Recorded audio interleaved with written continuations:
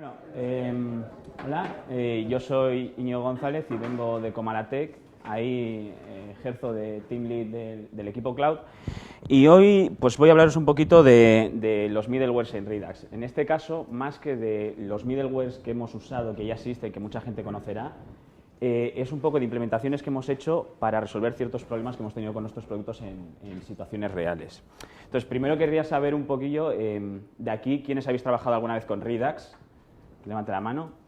Vale, pues entonces, para aplicar lo que vamos a hacer aquí, ya tenéis el 98% del trabajo hecho. Va a ser muy fácil. Entonces, lo primero de todo es deciros que esta charla, en el título pone WebRTC, pero no vamos a tocar la videoconferencia. O sea, por fin una charla de WebRTC en la que no hay vídeo ni audio. Voy a hablar un poco del canal de datos que tiene WebRTC, que es un sistema que nos ha venido muy bien, en nuestro caso, para fácilmente incrementar una funcionalidad de un producto que ya teníamos y llegar a casos de uso que no pensamos en un principio que íbamos a llegar. Entonces, primero os quiero contar un poquillo qué hacemos.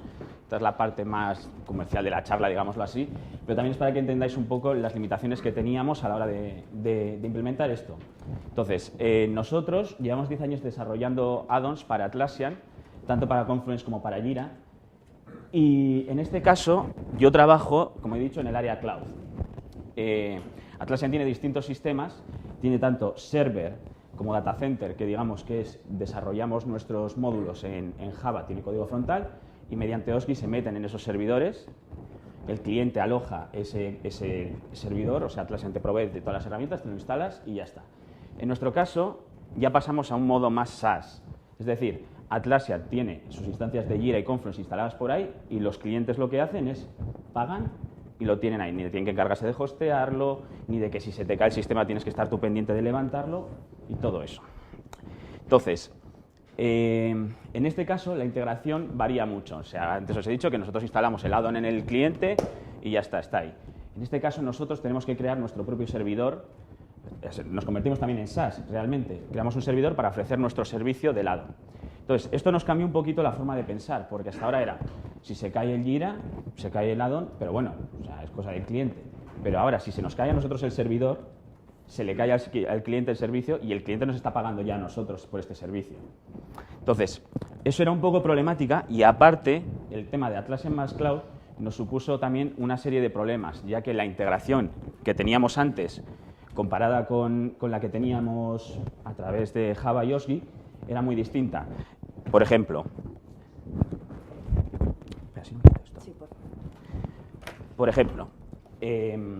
iframes. Hasta ahora nosotros lo que hacíamos, teníamos nuestro HTML tranquilamente y para meterlo en la interfaz de Confluence o Jira, pues se insertaba nuestro HTML directamente. Ahora, al ser un servicio externo, tendríamos que trabajar con iframes. Eso supone que nosotros en el frontal de un Confluence o Jira metemos varios iframes para meter nuestras interfaces. Aparte, tenemos otro tipo de restricciones. Por ejemplo, antes cogíamos una clase Java y podíamos hacer lo que quisiésemos dentro de ese Confluence o Jira.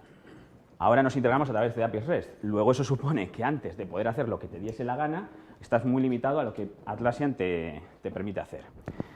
Y luego, aparte, la integración de ambas funcionalidades, tanto nuestro servidor con el de ellos, pasamos de poder acceder a cualquier cosa a esa integración con APIs REST y con webhooks. Es decir, si alguien crea una página, a nosotros nos llega una petición a una API REST. Entonces, esto nos complicó mucho esto. Y, de hecho, si yo tuviese que definir cómo es trabajar con esto, pues yo diría que es una mierda, ¿vale? Pero, es una mierda, pero mola mucho. Porque antes el reto era, pues si tengo que hacer esta funcionalidad, pues yo sé que hago con esto, este código y ya está. Pero ahora mismo, si tú quieres implementar algo, tienes que empezar a darle vueltas a ver qué agujero encuentro yo por aquí para meter algo. O sea, haceros a la idea que, por ejemplo, cambiar una URL, tú estando ya en un iframe, cambiaba mucho la forma de manejar todo esto. Vale, y ahora ya nos podemos meter un poquito más a lo que venimos a hablar. Nuestro stack. Empezamos trabajando con Backbone y nos pasamos a React. Al final, Backbone tuvimos un problema que era que nos costaba mucho mantener el modelo de datos y la aplicación ya, tenemos alguna aplicación todavía en Backbone, pero nos costaba mucho ya añadir nueva funcionalidad porque no escalaba. Al final, pues, se te iba de mano. Y el tema de React con el tema de componentes nos ayudó mucho ya a tenerlo todo mucho más controlado. No sé si habéis trabajado con Backbone, pero pasar de Backbone a React es maravilloso. Y veo risas por aquí, así que creo que todos pensamos lo mismo. Vale, Redux. Para mí esto fue, vamos, un descubrimiento de la leche.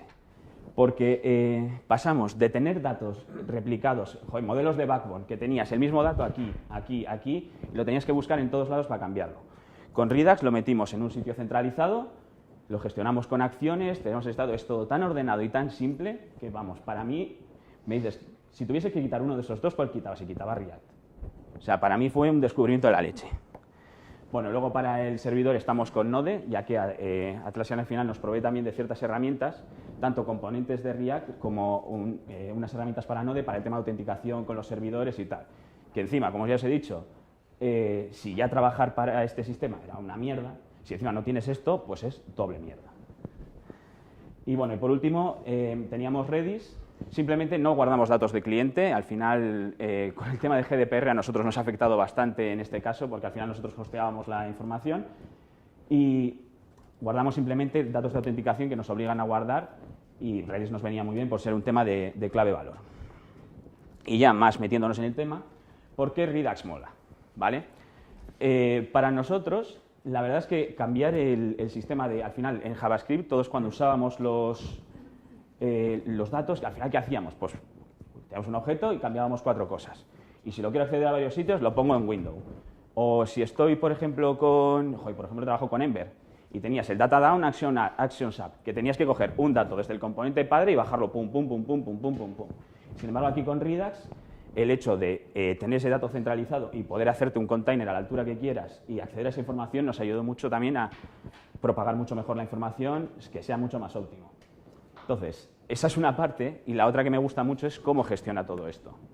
Porque tenemos al final un store, y este store será el que guarde nuestra información, y a su vez esa información estará estructurada en base a esos reducers que ya tenemos.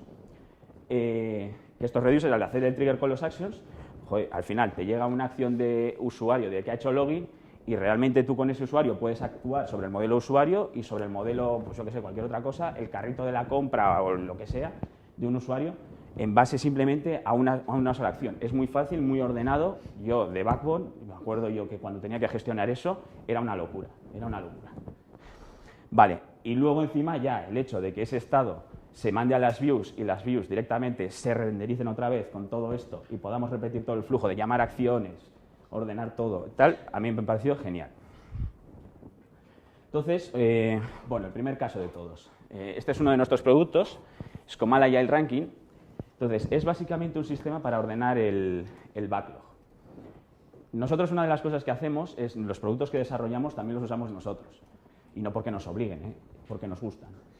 Entonces, en este caso, nosotros éramos un equipo remoto y hacíamos reuniones de planificación, de backlog refinement, y teníamos esta herramienta. Y nos pasaba que pues, movías una tarea para asignarle un valor de la tabla o asignársela a una persona, y el otro en el otro lado tenía que darle a actualizar.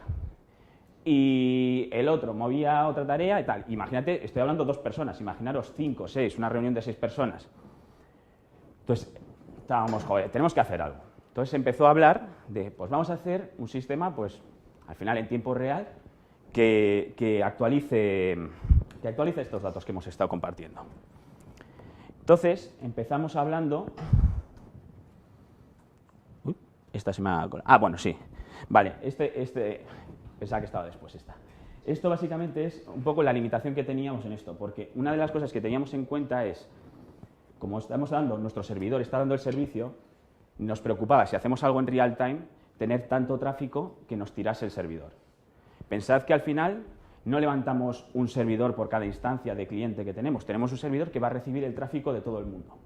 Entonces, imaginaos 100 instancias de Jira, con 100 usuarios cada una, con reuniones, tal, el tráfico que puede generar, redirigir paquetes a toda esa gente conectada, para nosotros era un problema. Entonces, empezamos a evaluar soluciones, y la primera que se habló fueron los WebSockets. Vale, entonces, estos WebSockets, pues bueno, al final es la tecnología, yo creo que todo el mundo ha oído hablar de ellos, entonces fue lo primero que se comentó. Tenía ciertas pegas, ciertas ventajas, entonces quería mencionarlo un poquito antes. Al final es una tecnología cliente-servidor. Luego, toda la comunicación que se hacía desde un usuario que hacía una acción iba al servidor, nosotros mirábamos para quién era y se lo mandábamos al usuario correcto, al usuario o al grupo de usuarios correcto. Es decir, teníamos ese routing en el servidor. Luego tengo puesto no seguro entre comillas, o sea, bueno, al final la seguridad también depende un poco de nosotros.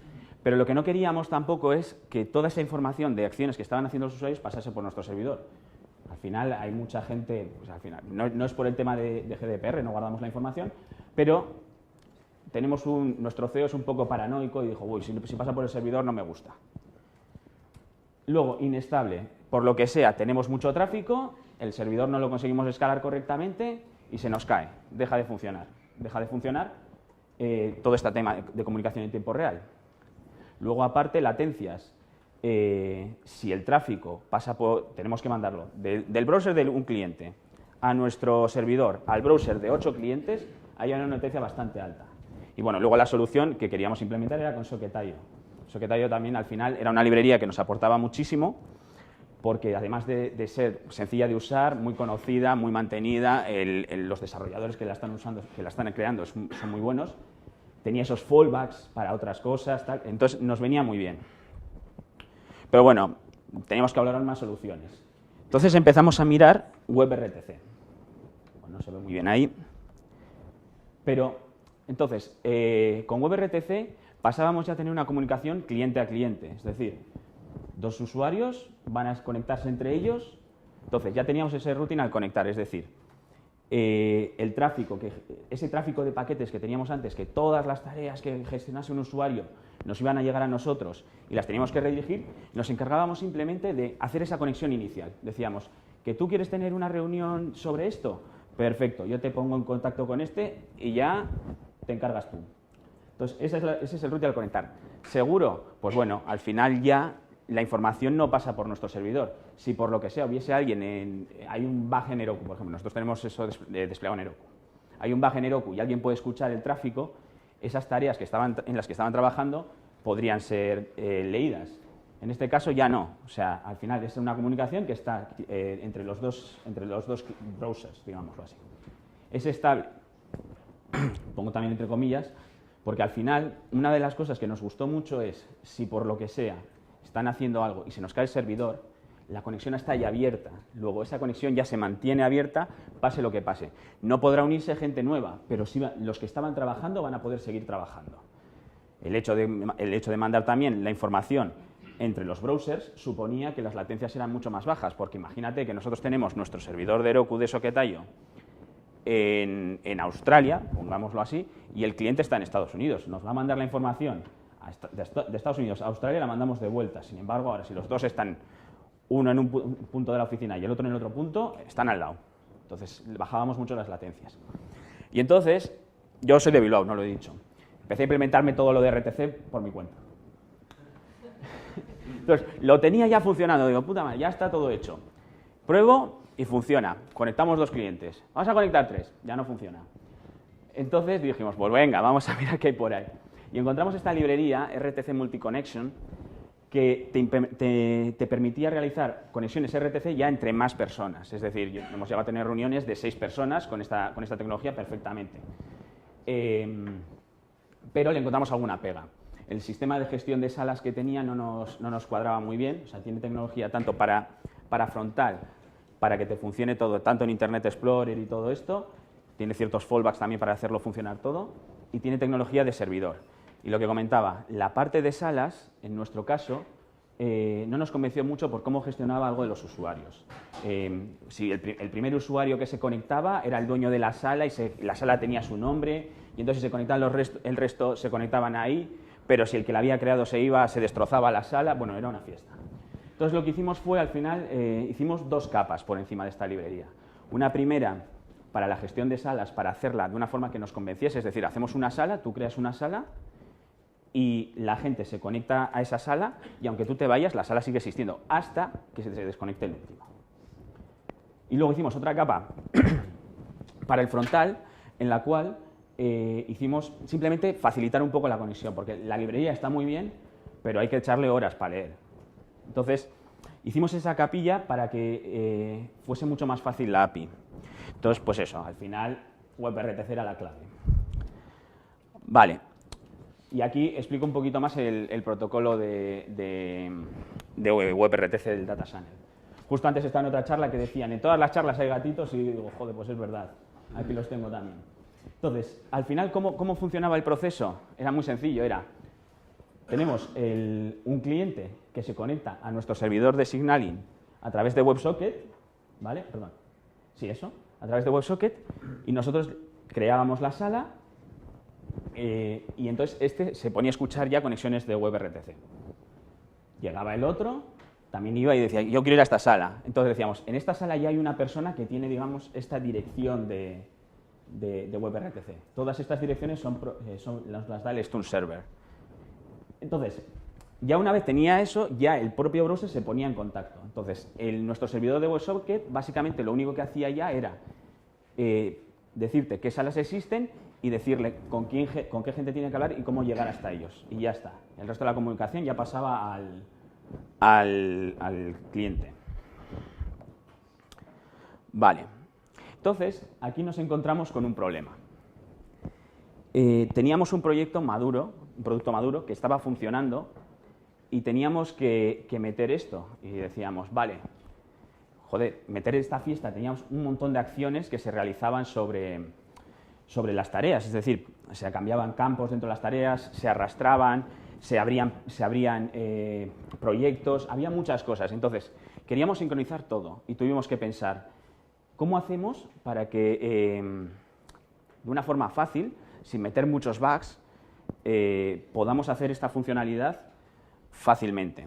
Y ahí es cuando entró ya la idea de los middlewares.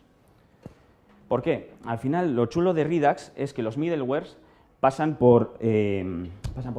realizan las acciones y van al store, ¿vale? Entonces, al final, todo lo que está haciendo un usuario está pasando por ahí. Y ese middleware nos permite hacer un dispatch de acciones y también comprobar el estado. Es decir, en un middleware podríamos acceder a cualquier parte de la información que nos interese, hacer un dispatch de las acciones que nos interese y encima va a pasar por ahí siempre que se haga algo. Pues vamos a hacer algo ahí. Entonces, pasamos del esquema que os he enseñado antes de Redux a este otro. Entonces, es básicamente lo mismo, solo que hemos metido el middleware de WebRTC que hicimos. Entonces, básicamente pasa lo mismo que hemos explicado antes, solo que las acciones antes de llegar al reducer pasan por nuestro middleware.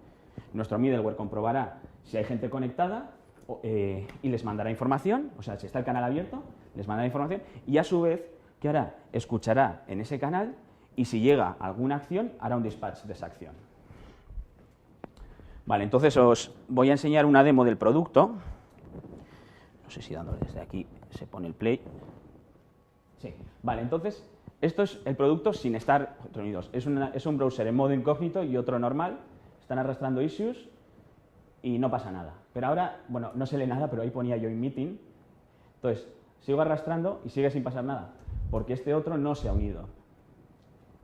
¿Vale? Ahora ya están los dos en la reunión y como veis, todas las acciones que se hagan van a pasar en ambos navegadores. Entonces, estoy haciendo ahora mismo pues arrastrar tareas, pero lo mismo. Vamos a hablar de esta tarea. La abres y lo ves. Cambian la persona que está asignada y se ha cambiado también aquí. Y realmente, mira, cierras el proyecto también y se cierra, se abre. Se puede también, pues mira, está cambiando el orden de las tareas. Aquí no me decidía yo cuál cogía. Entonces, se cambia y como veis al final, tanto este como este están sincronizados. Como veis, al abrir este panel, aquí no se abre porque eso no está pasando por Redux. Entonces, al final, todo lo que le está llegando al otro browser es todo lo que pasa por Redux. Al final, en Redux, una de las cosas que es importante es que tú lo que guardas ahí es la lógica de aplicación. Es decir, lo que te interesa que a nivel de aplicación, a mí que una persona abra un drop-down, pues no me aporta nada a nivel de aplicación. Entonces, aquí como veis hemos cambiado también de vista y todo, y de hecho hemos parado la reunión y como veis ya están desincronizados porque al parar la reunión este ha cambiado de vista y este sigue en la que estaba. Entonces, se desconecta una persona de la reunión, pero sigue habiendo más gente y podría seguir viendo la información. Vale. Entonces, tengo otra que es... os he hablado de, al final decís, bueno, pero la gente está en la misma reunión. ¿Qué pasaría si cambiamos de board? Al final, ahora estos estarían en un proyecto y estos están en otro ahora mismo. No se lee muy bien, pero aquí es un tipo de board y aquí es otro.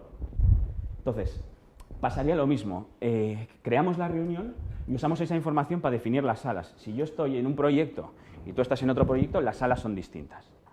Entonces, generamos las reuniones, no sé si lo he hecho ya, ¿no? Pero bueno, entonces, al hacerlo de Join Meeting, esto ya está acabado, joder. Bueno, al hacerlo de Join Meeting, ambos están, aunque estén los dos con el canal WebRTC abierto, ya no están comunicándose entre ellos, estarían comunicándose con gente que está en este board o en este en concreto. Entonces, de esa forma nos quitamos encima todo ese tráfico en el servidor a la hora de, pues, cada tarea que llega, imaginaros todo el mundo haciendo esto. Para el servidor es una locura. Entonces, de esta forma cogimos, les ponemos en contacto y ya nos desentendemos. Y la verdad es que funcionó muy bien. Ya os digo, de hecho, la primera vez que lo metí esto en el proyecto, lo hice el año pasado, creo que fue, en un hackathon que hicimos en Comadatec, y le aposté al CTO a que lo tenía en media hora. Digo, este producto de no tener WebRTC a tenerlo, lo hago en menos de media hora. Tardé 25 minutos y porque tenía un problema con Babel. Si no, tardaba menos. Entonces, os voy a enseñar un poco el código. Básicamente, el código de esta lógica es esto. O sea, es una pasada que puedas hacer esto haciendo básicamente esto. Estoy mintiendo, hay más código, lo que os he comentado de las capas y la lógica de conexión y todo eso. Pero realmente es simplemente eso, la lógica. Tenemos aquí, por ejemplo, este trozo. ¿Se ha perdido?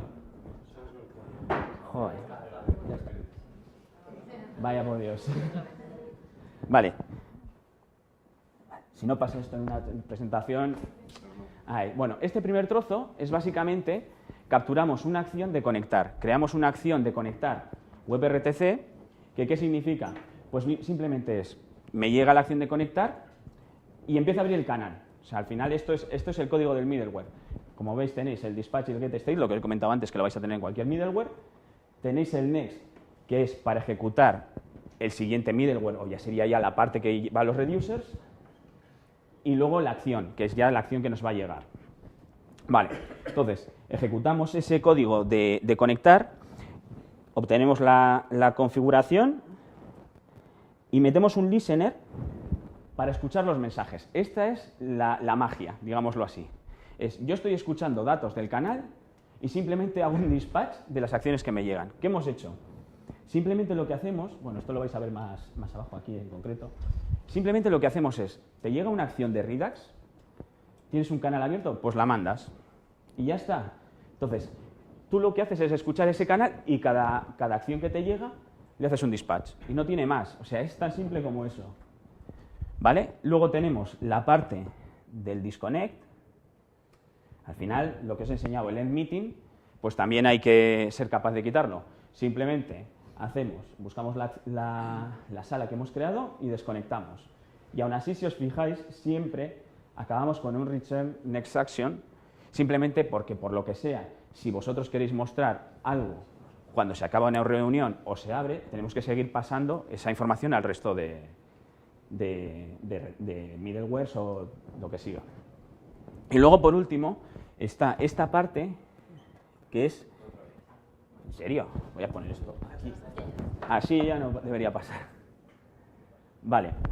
Por último tenemos este último trozo, que sería cómo comprobamos que un dispatch llega de fuera o de dentro. Entonces, tenemos, si la acción no es remota, eso significa que la hemos lanzado nosotros en nuestra instancia, en nuestro navegador. Entonces, en ese caso, ¿qué hacemos? La mandamos a todas las habitaciones que tengamos abiertas, mandamos simplemente el objeto de la acción y le ponemos un flag de remote true. Lo hicimos así, pero podíamos haber puesto el flag aquí. O sea, que tampoco varía mucho, o sea, sin más. Entonces, de esta forma, teníamos ya una forma de saber si el dispatch es de una acción local, por lo cual tengo que mandarla a través de WebRTC al resto de gente conectada, o si la acción me ha llegado de fuera y simplemente tengo que mandarla al siguiente paso. Entonces, este es el caso 1. No sé si es un caso que... Uy, se lo tengo aquí. No sé si es un caso que a vosotros os va a afectar mucho. Entonces voy a hablaros del caso 2. O sea, esto ya, WebRTC ha llegado hasta aquí, ¿vale? Era simple y ya está. Entonces, este es un caso, también fue en ese mismo hackathon, me vine arriba y dije, joder, pues es que esto de los middlewares está muy bien. Yo creo que podemos hacer algo más. Como os he comentado, teníamos un problema que era que nuestro frontal son iframes. Entonces, esta es una vista de tarea de Jira, y este es un iframe nuestro, y este es otro iframe. Este en concreto es un iframe de historial. Todas las acciones que hacía un usuario a través de nuestro add-on se reflejaban aquí. Y este add-on, y esta parte de aquí, es simplemente te enseñaba la información actual que habías fijado y te permitía cambiarla. Vale. Entonces, ¿qué pasa? Si yo aquí hago un cambio, debería reflejarse aquí. Entonces, ¿qué haces? ¿Qué meto? ¿Sockets al servidor para comunicar dos iframes? Pues no tenía mucho sentido. Entonces estuvimos ahí dándole vueltas sobre qué solución podríamos aportar para dar... Jolín, se me ha olvidado. Para darle a comunicar estos dos iframes. Vale. Entonces, en este caso, estábamos un poquito en modo zen ya, digamos, estábamos ya, bueno, ya hemos hecho WebRTC en media hora, pues ya podemos hacer lo que queramos. Entonces, teníamos el caso de los iframes, que era unos iframes que realmente están en el mismo dominio. Lo que queríamos era trasladar acciones y queríamos evitar redundancia. Porque una de las cosas que se me ha olvidado comentar antes es que lo bueno de esto es, al mandar las acciones, si yo editaba una tarea, al final, para editar una tarea tenía que llamar a una API.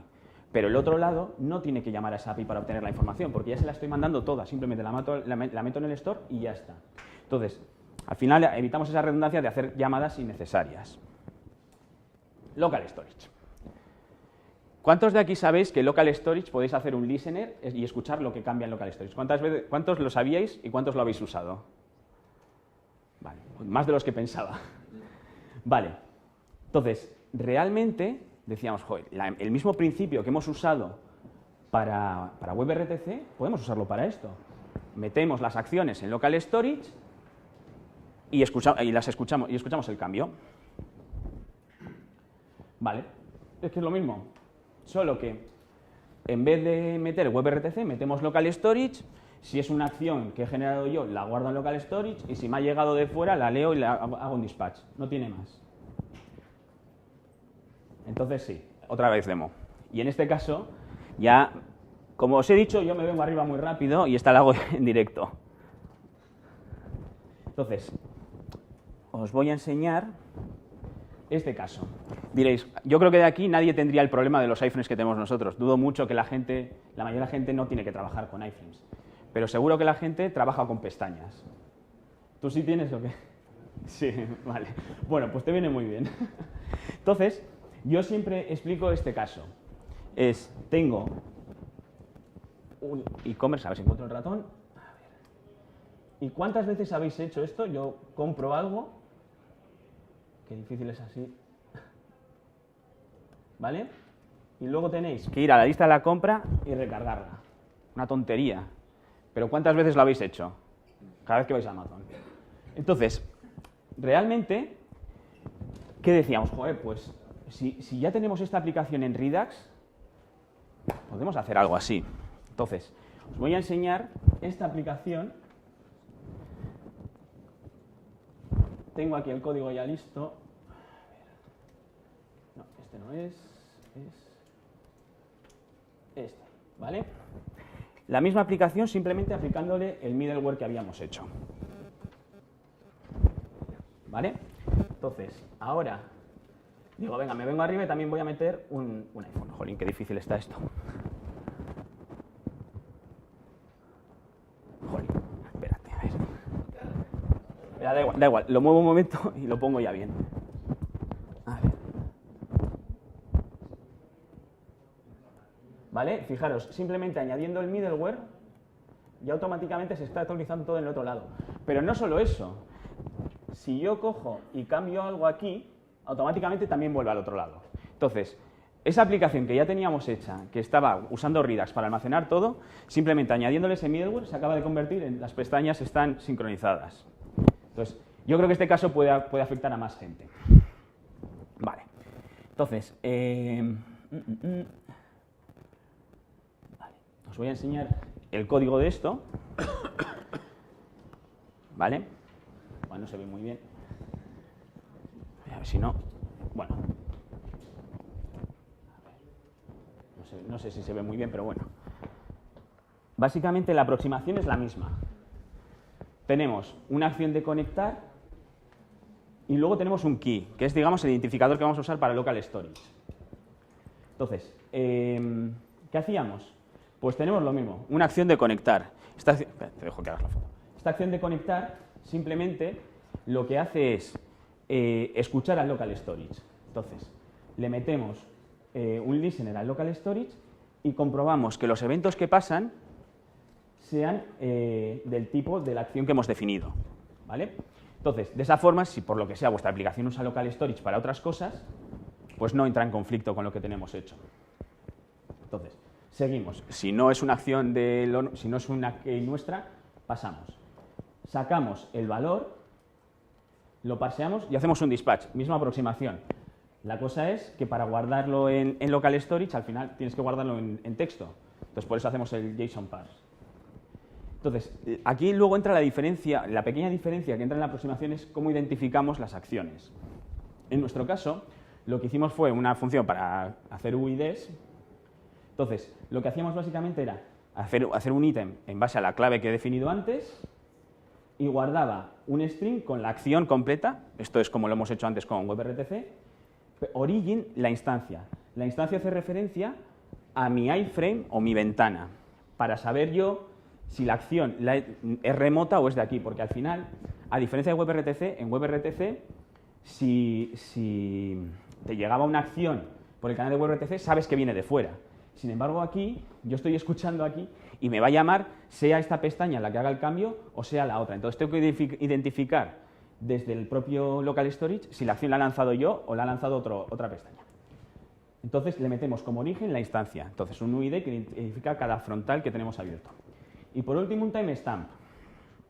Esto es porque en local storage hay una cosa que es, si tú guardas exactamente lo mismo en local storage 2 veces seguidas, el trigger no se hace. Entonces, iba a hacer demo, pero como es un rollo andar con la pantalla así, me tenéis que creer y ya está. Entonces, si yo le quito el timestamp y le hago varias veces clic a dar al MacBook, la acción que estoy haciendo trigger es siempre añadir un MacBook a la lista. Entonces, lo que guardo en local storage es lo mismo, no hace el trigger y no funcionaría. De hecho, lo que iba a hacer era, por ejemplo, no tengo un iPhone metido, pero sí que tengo un MacBook. Le doy al MacBook 3 veces, no se añade, le doy al iPhone, sí que saldría, y entonces si le vuelvo a dar al MacBook, se vuelve a añadir. ¿Por qué? Porque realmente la acción que está en local storage ha cambiado. Entonces, básicamente, esa es la magia que tiene esto. Y realmente, como podéis ver, es un código que es muy simple. Pero realmente guardas una instancia. Lo que sería aquí la instancia es cada frontal, ¿vale? Si yo tengo 2 iframes, tendría 2 instancias. Y le doy un identificador único. Sí, pero la clave es la misma. Sí, eso, exacto. Sí, la clave es la misma para poder escuchar esos que cambian. Entonces, eso es, la instancia hace referencia al que genera la acción y la clave es lo que quiero escuchar, el cambio. Eso es. Vale. Entonces, con esto yo acabo de explicar ya lo que he hecho. Lo que quería decir es, al final, hay muchas veces que intentamos solucionar nuestros problemas a nivel de aplicación, cuando, por ejemplo, metiéndonos ya en las tripas de Redux, bueno, en las tripas, a través de middlewares, podemos llegar a muchas soluciones. Y os he puesto, por ejemplo, algunos casos. Están Redux Sagas, Redux Zoom o incluso Socket.io. Esto es, pues si no hubiésemos hecho nosotros lo de WebRTC, que yo he visto algún proyecto por ahí, pero no se amoldaba a lo que necesitábamos, podríamos haber usado, por ejemplo, Redux Socket.io y te da ya la lógica. La cosa es que de esta forma es, casi sin implementar nada a nivel de aplicación, sin meter bugs, sin dedicarle mucho tiempo, puedes llegar a implementar una feature que te puede aportar mucho. En nuestro caso, por ejemplo, Redux Sagas es un middleware que nos ha ayudado muchísimo a montar una máquina de estados muy compleja a través de Redux. Entonces, Yo lo que quería recalcar en esta charla es que a través de esos middlewares en Redact es sorprendente el nivel de cosas que se pueden llegar a hacer. Y bueno, básicamente pongo esto porque cuando preparé la charla me dijo, pon que estamos contratando gente. Y el otro día me dicen, cerramos la contratación. Y digo, joder, ¿en serio? Digo, pues ya que me ha quedado bonito la dejo ahí. Pero bueno, right now. Quiero decir, porque realmente me han dicho, no, pero que vamos a buscar luego. Digo, bueno, vale, pues lo dejo.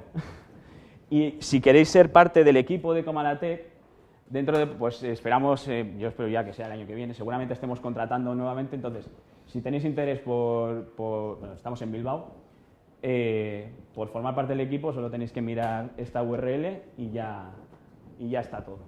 Entonces, con esto, pues he acabado. Y gracias. Si tenéis cualquier duda...